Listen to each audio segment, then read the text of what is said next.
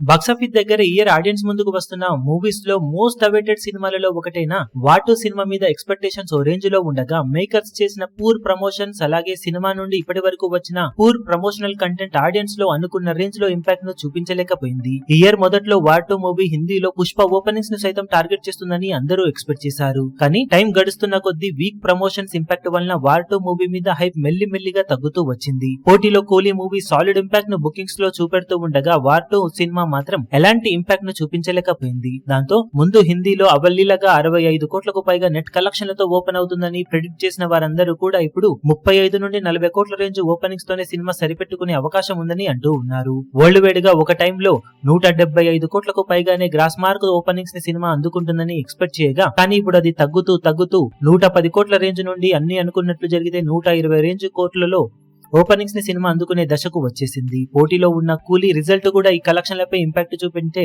అవకాశం ఉండగా ఓవరాల్ గా వాటు మూవీ కన్నా కూలీ మూవీని ప్రెజెంట్ హాట్ ఫేవరెట్ గా బరిలోకి దిగుతూ ఉంది. సినిమాని ఇప్పుడు కాపాడాల్సిందల్లా ఒక మంచి పాజిటివ్ రెస్పాన్స్ అనే చెప్పాలి. ఎన్టీఆర్ ప్రీ రిలీజ్ ఈవెంట్ లో ఇచ్చిన బూస్టప్ తో సినిమా బుకింగ్స్ లో మంచి ట్రెండ్ అయితే కనబడుతుంది. కానీ అద్భుతమైన పాజిటివ్ రెస్పాన్స్ ఆడియన్స్ నుండి సొంతం చేసుకుంటేనే సినిమాకు మంచి ఫ్యూచర్ ఉంటుందని చెప్పవచ్చు.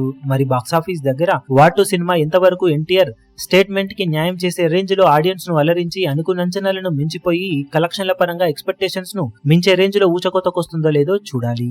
ఈ వీడియో మీకు నచ్చినట్లయితే లైక్ చేయండి, షేర్ చేయండి, ఛానల్ ను సబ్స్క్రైబ్ చేయడం మాత్రం మరవకండి. ఏ చిన్న అప్డేట్ ను మిస్ అవ్వకూడదు అనుకుంటే బెల్ ఐకాన్ ను ప్రెస్ చేయండి.